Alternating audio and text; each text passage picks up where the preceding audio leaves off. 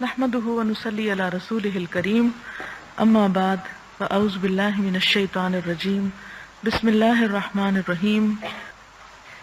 باب فضل صلاة الضحى وبيان اقلها واكثرها واوسطها والحث على المحافظة عليها۔ نماز چاشت کی فضیلت، اس کے کم، زیادہ اور درمیانی مقدار اور اس کی پابندی کرنے پر ابھارنے کا بیان۔ عن ابی ہریرہ رضی اللہ عنہ قال اوصانی خلیلی صلی اللہ علیہ وسلم بصیام ثلاثة ایام من کل شہر ورکعتي الضحى وان اوتر قبل ان ارقد متفق علیہ۔ حضرت ابو ہریرہ رضی اللہ تعالی عنہ سے مروی ہے، فرمایا مجھے میرے خلیل صلی اللہ علیہ وسلم نے نصیحت فرمائی کہ ہر مہینے میں 3 روزے رکھوں، چاشت کی 2 رکعتیں پڑھوں اور سونے سے پہلے نماز وتر ادا کروں۔ یہاں پر ضحیٰ کا لفظ عربی میں آیا ہے۔ ضحیٰ سورج کے نکلنے کے بعد اس کے بلند ہونے اور اس کے خوب چمک جانے کے وقت کو بولتے ہیں۔ قرآن پاک میں بھی ایک سورت الضحیٰ کے نام سے ہے اور اس کی قسم بھی کھائی گئی ہے۔ والضحیٰ، اور ضحیٰ سے مراد وہ وقت جب خوب روشنی ہو جائے۔ اس کے علاوہ ایک وقت ہوتا ہے جسے ہم اشراق بولتے ہیں، اور اشراق کا لفظ جو ہے وہ شروق سے ہے، یعنی کسی چیز کا طلوع ہونا، سورج کا طلوع ہونا، اور وہ وقت ہے جب طلوع ہونے کے بعد تقریباً 15 منٹ کے بعد تھوڑا سا بلند ہو اور اس وقت وہ نماز ادا کی جاتی ہے۔ لیکن چاشت کا وقت جو ہے وہ زوال سے پہلے تک ہے۔ اس میں آپ صلی اللہ علیہ وسلم نے حضرت ابو ہریرہ رضی اللہ تعالی عنہ کو 3 چیزوں کی نصیحت فرمائی۔ ایک یہ کہ 3 روزے مہینے میں، اور یہ ہر مہینے میں مراد اس سے مسنون روزے ہیں، انہیں ایام بیض کے روزے کہا جاتا ہے، یعنی 13ویں، 14ویں اور 15ویں کا روزہ۔ کہا یہ جاتا ہے کہ جب چاند اپنے پورے جوبن پر ہوتا ہے، اپنے عروج پر ہوتا ہے، تو اس وقت اس کے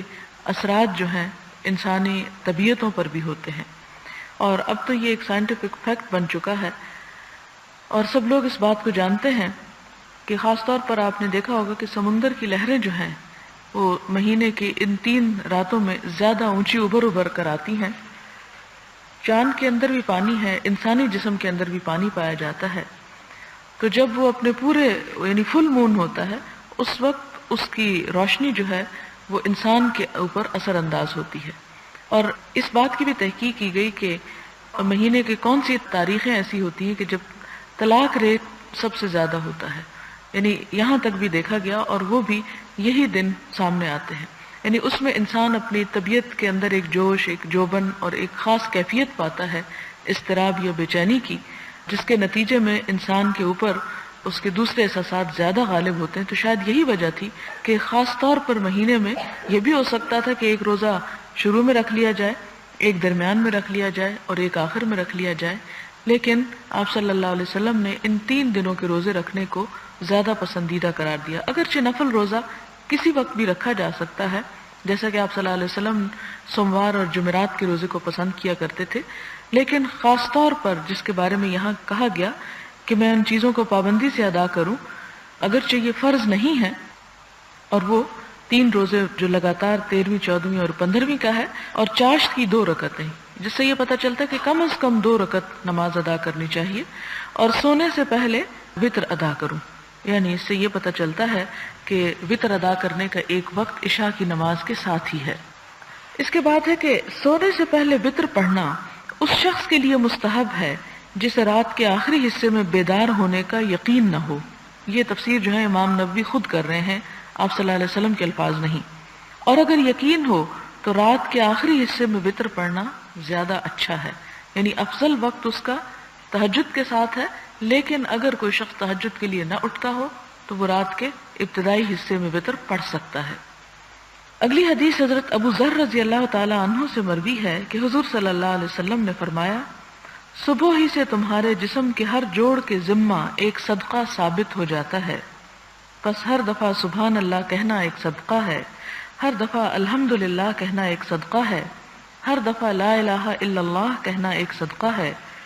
ہر تکبیر ایک صدقہ ہے، نیکی کا حکم دینا بھی ایک صدقہ ہے، برائی سے روکنا بھی ایک صدقہ ہے، اور اس تمام سے 2 رکعتیں کفایت کر جاتی ہیں جو آدمی چاشت کے وقت پڑھتا ہے۔ یعنی انسان ہر روز جب ایک نیا دن اپنی زندگی میں پاتا ہے صحت اور تندرستی اور سلامتی کے ساتھ، کہ اس کو ایک نیا دن زندگی کا عمل کے لیے مل جاتا ہے، تو اس کے اوپر ایک شکرانہ لازم ہوتا ہے۔ وہ شکرانہ کس کس طرح ادا ہو سکتا ہے؟ ذکر کرنے سے، اور جس میں یہاں سبحان اللہ کا ذکر اور الحمدللہ اور لا الہ الا اللہ بتایا گیا۔ اسی طرح اللہ اکبر، ہر تکبیر ایک صدقہ ہے، یعنی اللہ اکبر کہنا صدقہ ہے۔ پھر دوسرے کو اچھی بات بتانا اور بری بات سے روکنا بھی۔ اور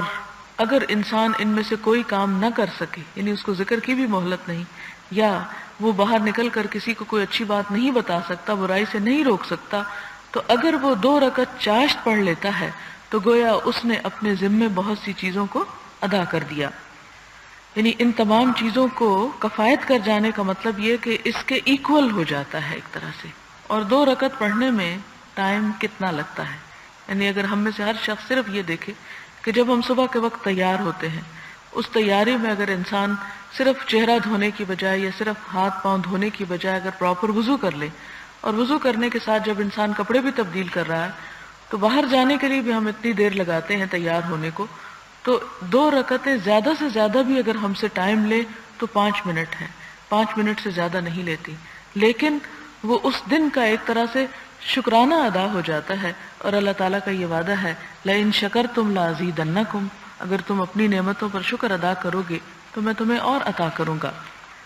پھر اس کے بعد حضرت عائشہ کی روایت ہے، فرمایا حضور صلی اللہ علیہ وسلم چاشت کی 4 رکعتیں پڑھتے تھے اور اس میں جو چاہتے اضافہ فرما لیتے۔ یعنی اس پہلی حدیث سے 2 رکعتیں، یہ کنٹرڈکشن نہیں، یعنی یہ مختلف، چونکہ نفل نماز ہے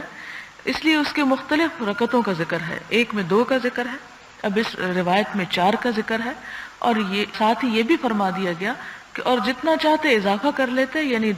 4 بھی آخری چیز نہیں، 6 بھی ہو سکتا ہے، 8 بھی ہو سکتا ہے، 10 بھی ہو سکتا ہے، 12 تک بھی جا سکتا ہے، کیونکہ یہ نفل ہے اور نفل ہر ایک انسان کی اپنی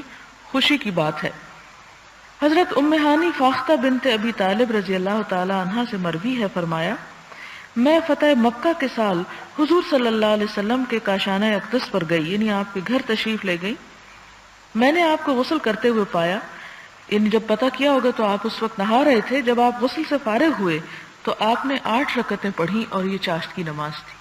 یعنی یہاں سے ہمیں تعداد کیا پتہ چل رہی، 2 بھی، 4 بھی اور 8 بھی۔ اور یہ مسلم کی ایک روایت کی عبارت کا اختصار ہے۔ اور آپ دیکھیں کہ 8 خاص طور پر کیوں پڑھی، کہ اس دن مکہ فتح ہو رہا تھا، اللہ تعالیٰ نے ایک بہت بڑی نعمت عطا کی اور ایک بہت بڑی خوشی کا موقع تھا، اور جتنی بڑی خوشی اللہ تعالیٰ دے اتنا ہی بڑا شکر جو ہے انسان پہ لازم ہو جاتا ہے، اس لیے اس روز آپ نے رکعتوں کی تعداد میں بھی اضافہ فرمایا۔ باب تجوز صلاة الضحى من ارتفاع الشمس الى زوالها والافضل ان تصلى عند اشتداد الحر وارتفاع الضحى۔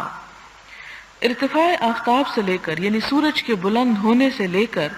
زوال آفتاب تک، یعنی ظہر کی نماز سے پہلے جب سورج کا زوال ہوتا ہے اس سے پہلے تک نماز چاشت پڑھنے کے جواز، اور خوب گرمی کی حالت میں جب کہ آفتاب خوب بلند ہو گیا ہو اس وقت چاشت پڑھنے کے افضل ہونے کا بیان۔ یعنی یہ نماز بعض لوگ اسی لیے اشراق اور چاشت کو ایک ہی نماز قرار دیتے ہیں کہ اگر اشراق پڑھ لیے تو گویا چاشت بھی پڑھ لی، اور اگر چاشت پڑھ لی تو اشراق بھی پڑھ لی۔ یعنی چونکہ یہ نفل نماز ہے اس لیے اس کے نام الگ بھی رکھے جا سکتے ہیں اور ایک نام بھی ہو سکتا ہے۔